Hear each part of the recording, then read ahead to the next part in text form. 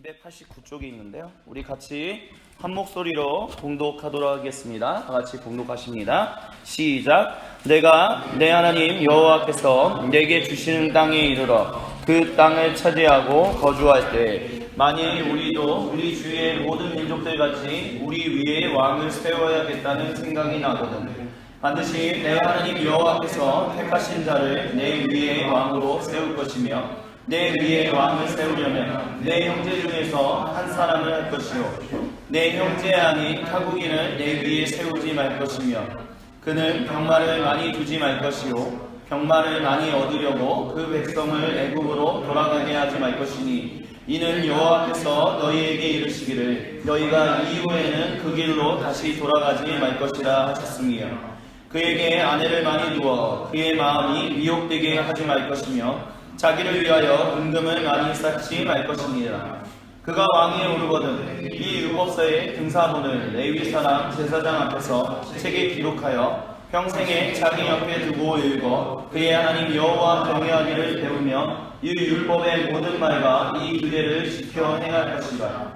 그리하면 그의 마음이 그의 형제 위에 교만하지 아니하고 이 명령에서 떠나 좌로나 우로나 치우치지 아니하리니 이스라엘 중에서 그와 그의 자손이 왕위에 있는 날이 장구하리라. 아멘. 자, 세상을 보면요, 세상을 우리가 멀리 이렇게 보면 세상이 그냥 잘 돌아가는 것처럼 보입니다.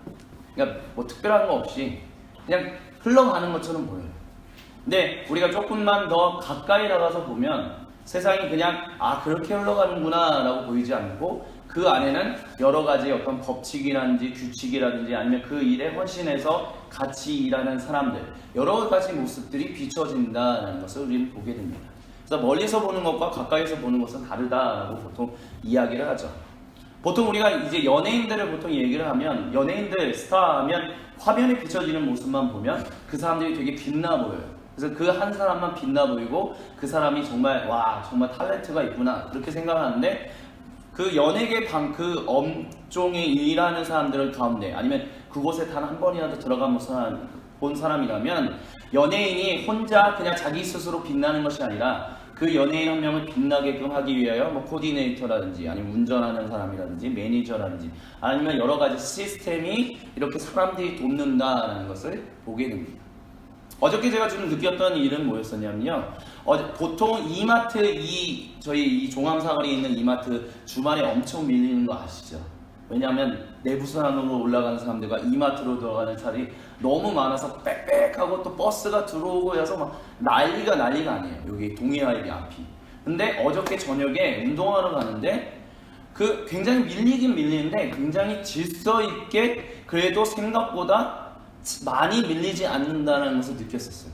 그래서 되게 궁금해져. 어떻게 이렇게 밀리지 않지?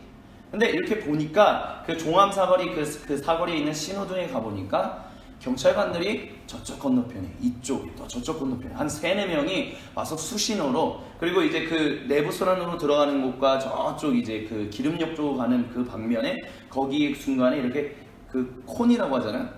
그 콘을 세워놓고 차를 이쪽으로 가게 하고 이쪽으로 가게 하고 그래서 어디가 밀리면 이쪽 방향으로 가게 하고 만약에 이쪽이 좀 밀리면 이쪽 방향으로 가게 하고 그래서 차가 신호등이 바뀌어도 끊기지 않게끔 그러니까 꼬리 물지 않게끔 경찰관들이 열심히 수고하는 모습을 봤어요.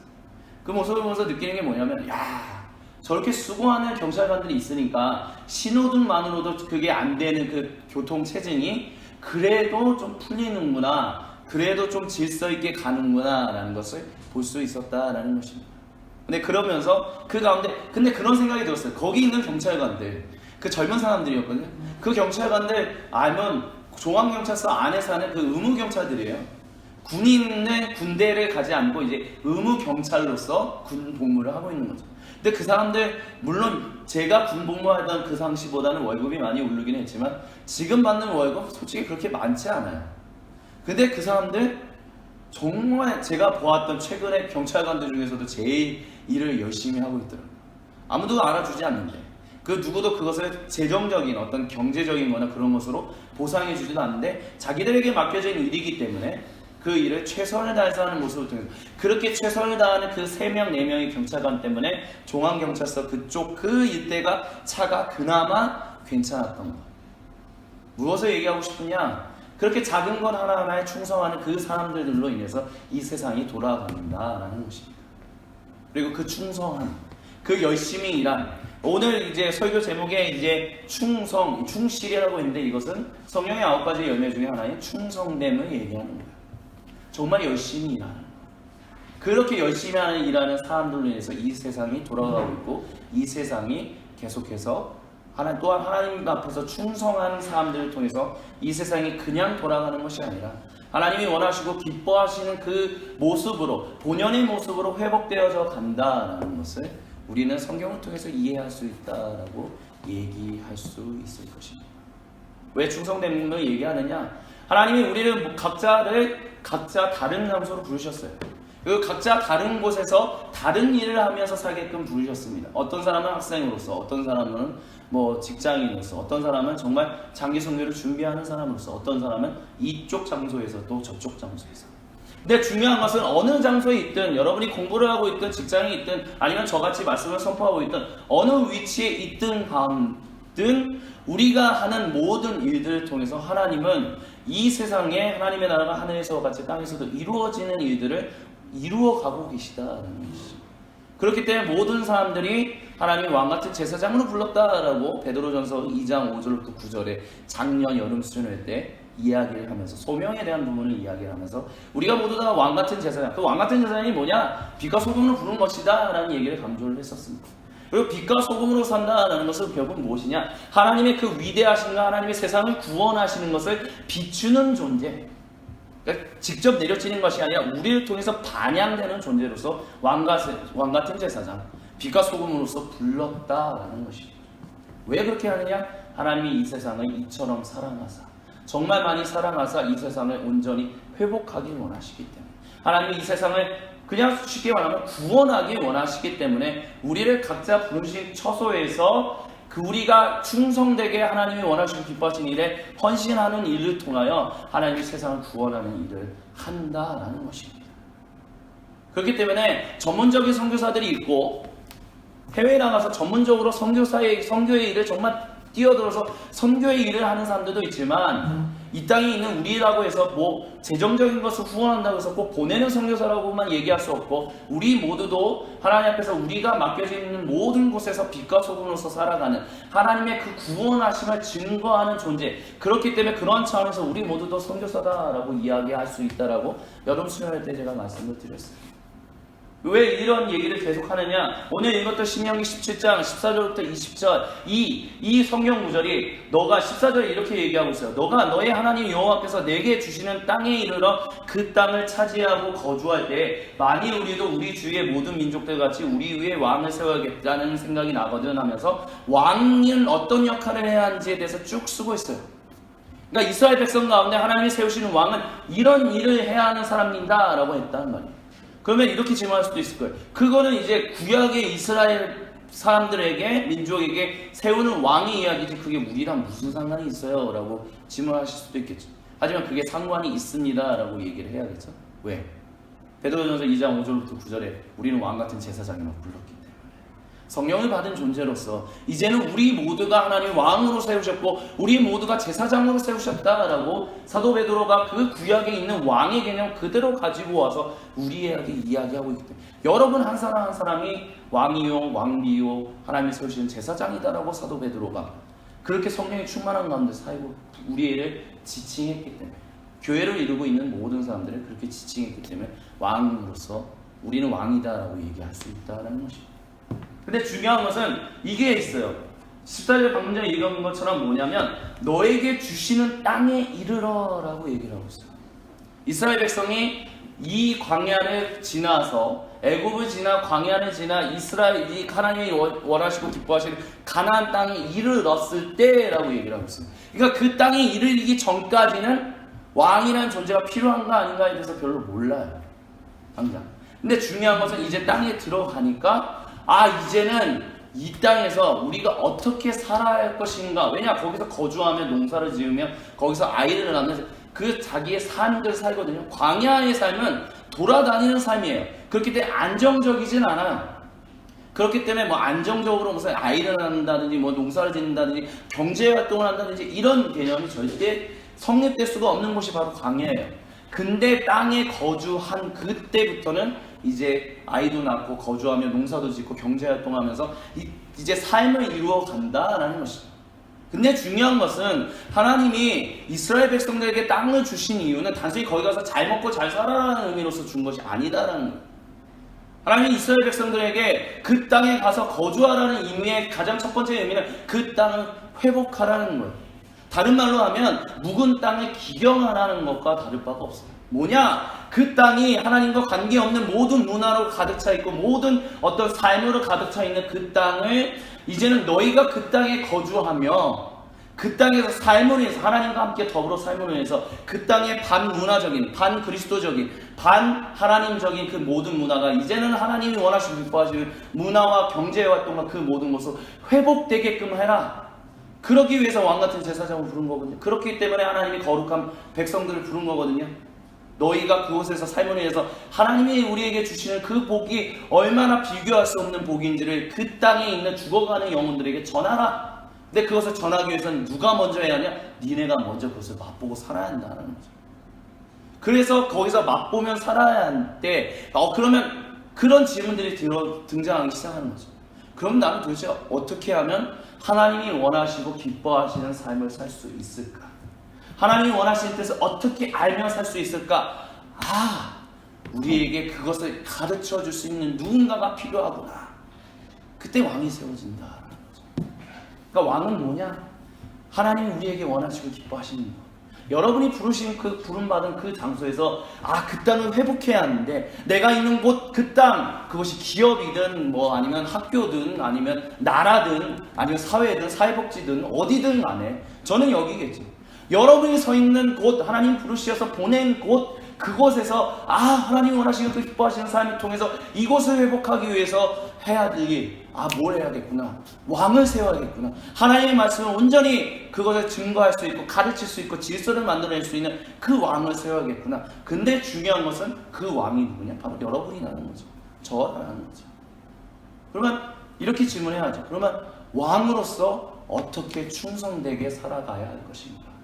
그것에 대해서 얘기하는 것이 신명기 17절 14절부터 20절이라는 것이죠.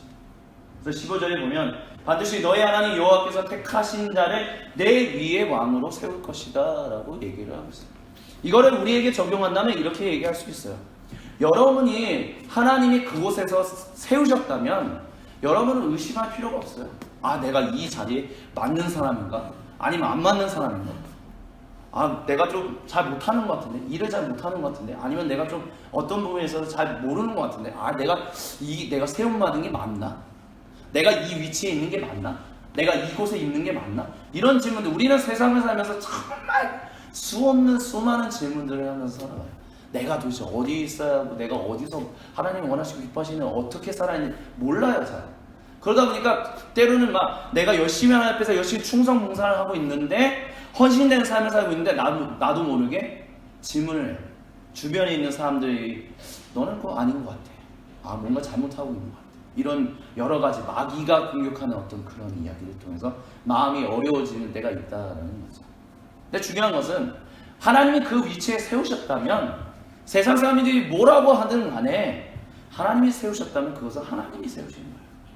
그렇기 때문에 이 사람 잘 못하는 것 같아? 이 사람 좀 바꿀까? 그런 개념이 하나님 앞에서는 통용되지 않아요. 왜냐?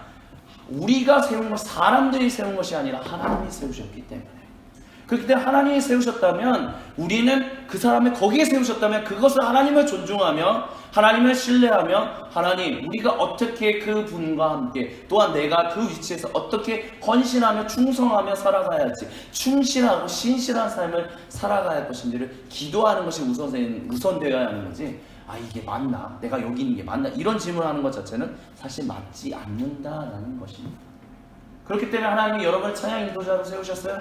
여러분을 회장으로 세우셨고 총무로 세우셨고 회계로 세우셨고 서기로 세우셨고 목사님으로 세우셨고 간사님으로 세우셨고 학생으로 세우셨고 뭘로 세우셨고 어떤 걸로 세웠든 어떤 위치에 세우셨어요. 그렇다면 하나님이 거기 세우신 거예요.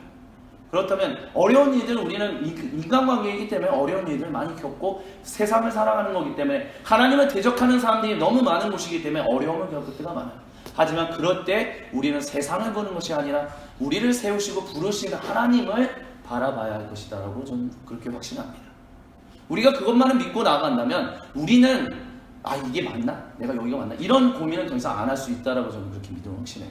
오히려 우리가 기도하는 것은 이곳에서 지금 내가 헌신하고 충성해야 할 것이 무엇입니까? 라고 그것을 오히려 기도하게 될 것이다 라고 저는 그렇게 확신해요. 그렇기 때문에 여러분이 어디에 있든 그렇게 부르심 받은 대로 갈 수 있었으면 좋겠습니다. 근데 문제는 정말 내가 잘 가고 있나? 그래도 끊임없이 고민이 되죠. 특히 한치 앞을 모르는 어떤 안개 속을 가는 것 같은데, 제가 대학교 시절에 그랬었어요.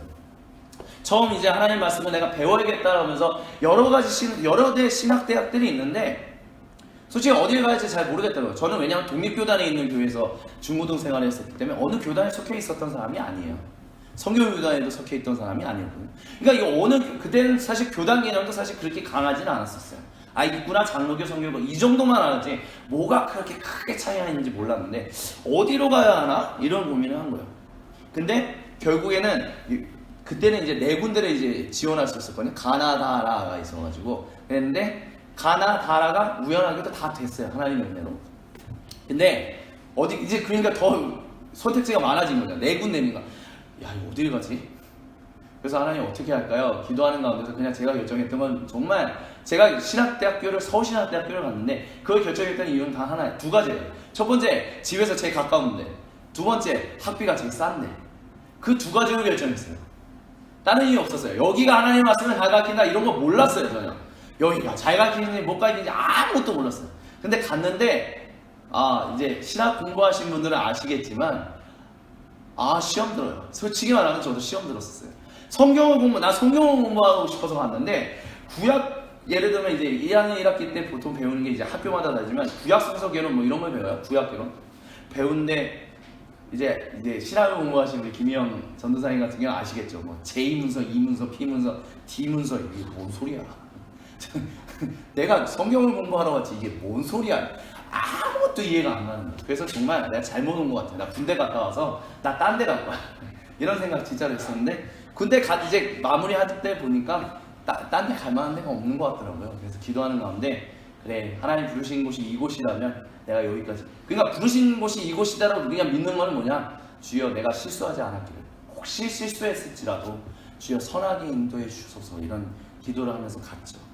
근데 지금 이제 그러면서 이제 10몇 년이 지나면서 경험하는 건 뭐냐면 하나님은 정말 신실하게 정말 성실하게 우리를 인도하신다라는 거예요. 제가 그곳에 있었던 것이 결국은 그런 이유로 했지만 그런 모든 어떤 공부라든지 경험이라든지 어떤 그런 모든 스텝 바이 스텝이 결국에는 여기까지 인도하게 하신 하나님이다 라는 것을 고백한다는 거예요. 뭐 내가 잘났기 때문이 아니에요. 잘났기 때문이 아니라 참 나같이 부족하고 연약한 사람을 여기까지 인도하시고 세우시는 하나님.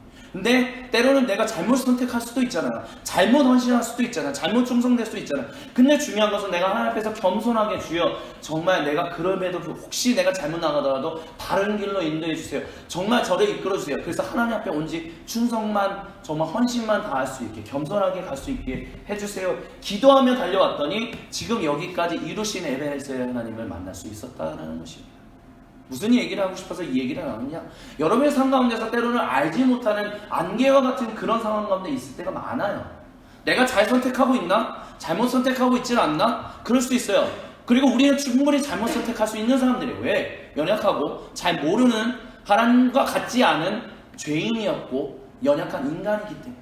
근데 우리보다 더 우리를 잘 아시고 우리보다 더 크신 하나님이 우리가 실수할지라도 하나님은 성실하고 신실하게 자신을 사랑하고 자신의 뜻대로 나가는 사람들을 어떻게든 자신의 선하신 길로 인도하신다라는 거예요.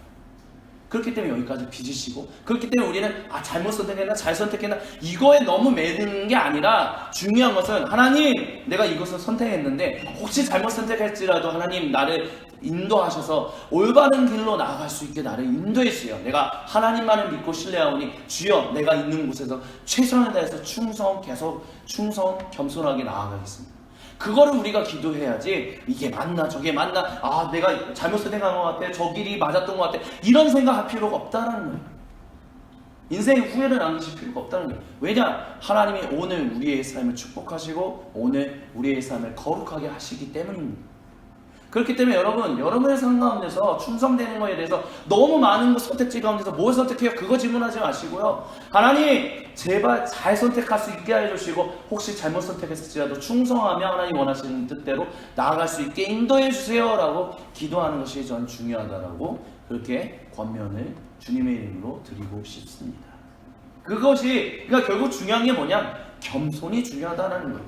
그 겸손이라는 게 뭐냐? 16절 17절에 얘기하는 이야기의 핵심이 결국은 하나님 앞에서 겸손하라는 거예요. 16절에 그는 병만을 많이 두지 말 것이요 병만을 많이 얻으려고 그 백성을 애굽으로 돌아가게 하지 말 것이니, 군대를 모으지 말라는 게 16절의 얘기고요. 17절은 아내를 많이 두지 말라고 해요. 근데 왕에게 있어 아내를 많이 두고 군대를 많이 둔다는 건 뭐냐면 자기의 권력을 공교하게 한다, 튼튼하게 한다라는 거예요. 결국은 그러니까 나를 위해서 군대도 모으고 아내를 많이 낳는 게 뭐가 도움이 돼요?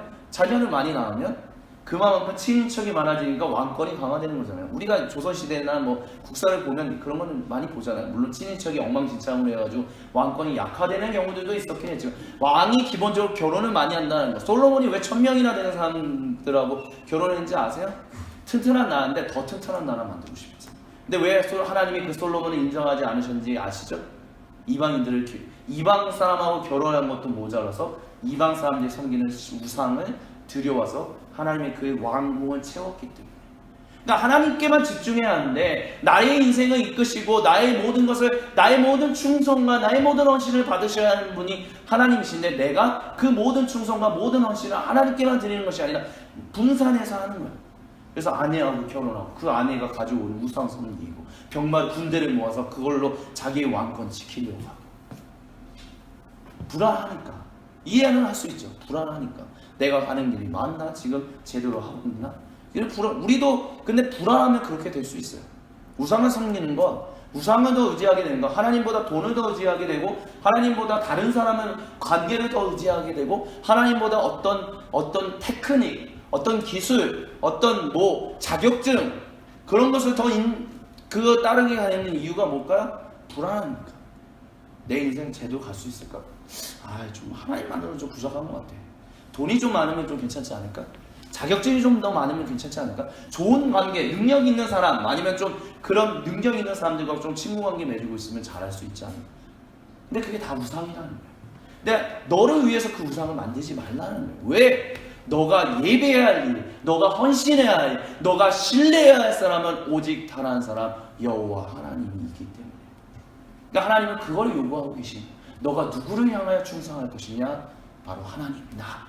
너희를 구원하여 이끌어내셨고 너를 보내어 그곳에서 가장 값어치 있는 일을 하게끔 맡기는 나 여호와, 그 하나님께 헌신하라, 충성하라 라고 얘기한다는 것이죠.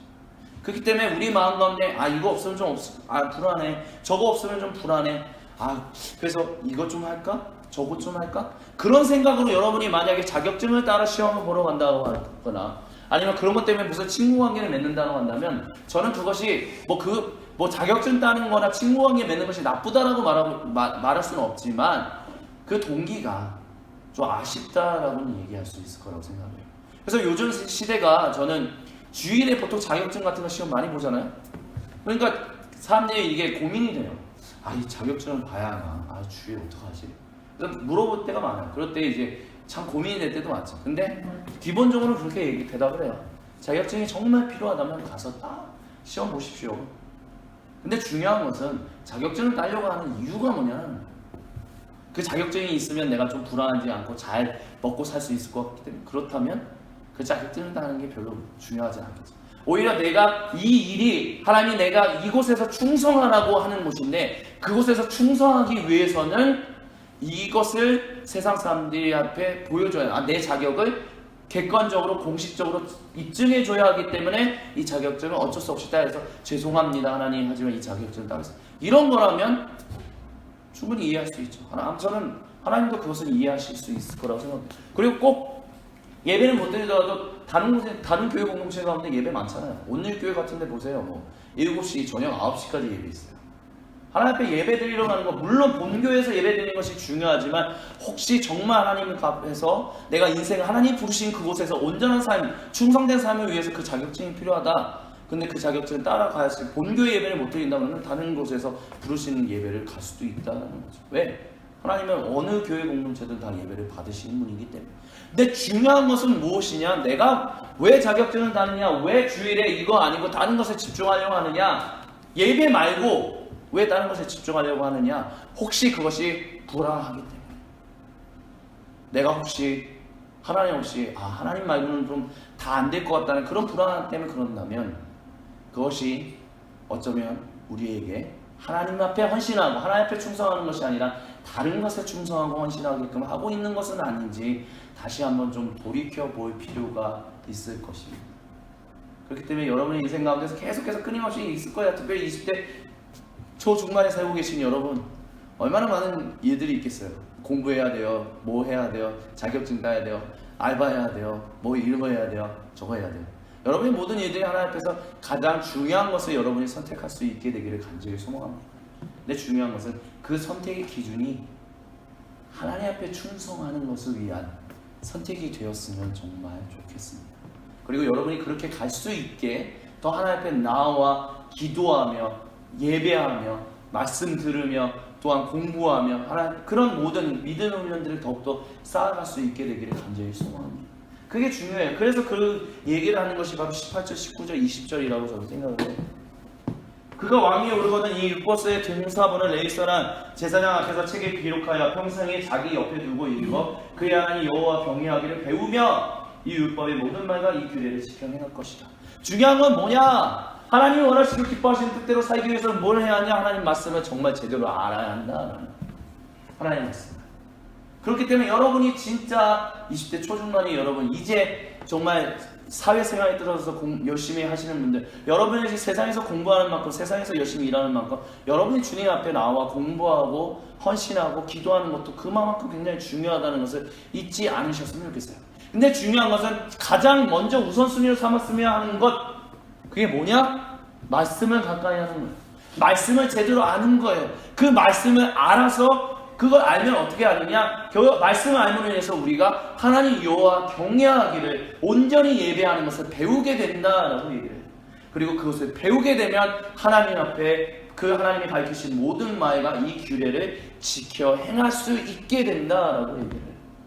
그러니까 하나님 말씀을 알면, 하나님 말씀을 많이 모른다고 해도 우리에게 주시는 하나님의 성령이 우리에게 순간순간 비춰주시는 레마, 어떤 그 계시, 비추심, 그것으로 인해서 우리가 하나님 앞에 나아가서 헌신할 수 있고 하나님 앞에 하나님과 함께 온전한 관계를 맺을 수 있어요. 그렇지만 거기에 하나 더 풍성하고 온전한 삶을 살아갈 수 있는 건 뭐냐? 말씀을 제대로 아는 것, 성경 66권을 제대로 아는 것. 그렇기 때문에 이것은 단순히 20대 초중반에 대학 시절에 좀 공부하면서 시간 여유 많을 때만 하는 것이 아니라 사실 20대 후반이든 30대 초반이든 여러분이 장로님이든 권사님이든, 여긴 장로님 권사님이 없지만 여러분이 어떤 직분에 있든 간에 심지어 목사님 저조차도 죽어라고 공부해야 하는 것, 그것이 뭐냐? 말씀 아는 것이다 라고 얘기할 수 있어요. 왜 공부 안 해야 하나? 모르거든요.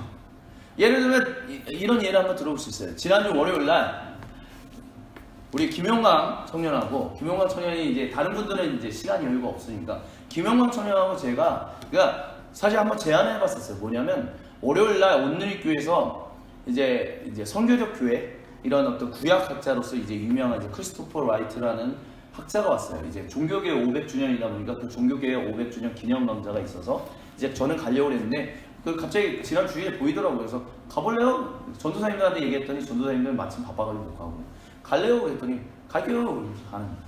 갔어요. 그래서 열심히 들었어요.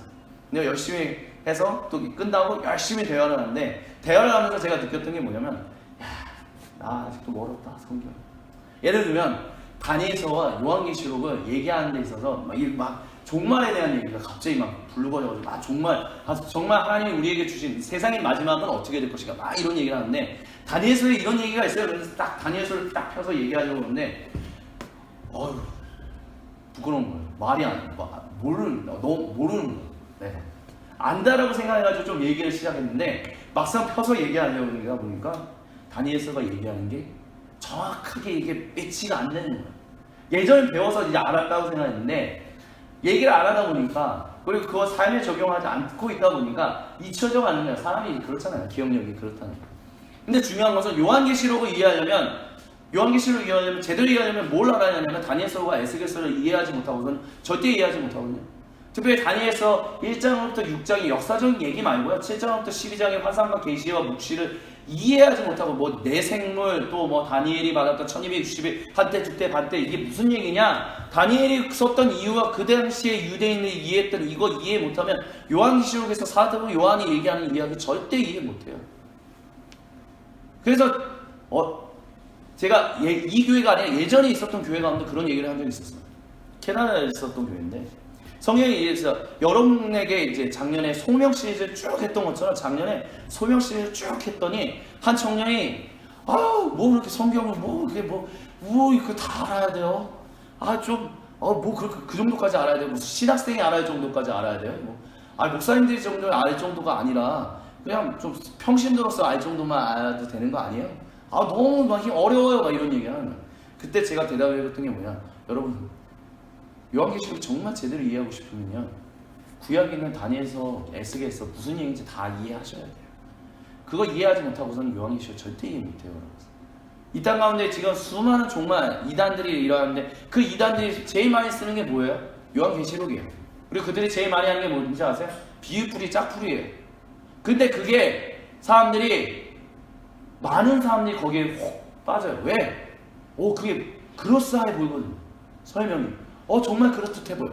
근데 그게 요한계시록과 신약에 있는 어떤 구약에 있는 몇 가지 얘기만 가지고 와가지고 그렇게 얘기를 하면 진짜 그럴듯해 보여요. 근데 정말 다니엘서, 정말 에스겔서, 정말 구약의 예언사들이 뭘 얘기하고 싶었는지 그거를 역사, 어떤 그런 것들, 비유 이런 것들 제대로 알고 공부하면 그런 거 절대 이단에 빠지지 않아요. 이단에 빠지게 되는 이유가 뭐냐? 성경을 너무 모르기 때문에. 그렇기 때문에 저는 그런 얘기를 해요. 여기서도 가끔가다 저도 질문을 하잖아요. 제가 설교하는 게 너무 어렵지 않나요? 어렵다라고 얘기하면 조금 더 쉽게, 조금 더 낮춘다기보다는 조금 더 제대로 설명하기 위해서 더 노력하죠. 그렇지만 중요한 건 뭐냐, 여기서 목사로서 여러분과 나누고 있는 모든 설교에 있어서 가장 중요한 거는 여러분은 신학생 수준으로 무슨 그런 수준을 만들기 위해서 그렇게 설교하는 것이 아니라 진짜 그리스도인답게 살게끔 하기 위해서 성경의 구약 창세기부터 요한계시록까지 온전하게 이해하게끔 하기 위해서 말씀을 나누고 있다라고 얘기를 하는 거예요.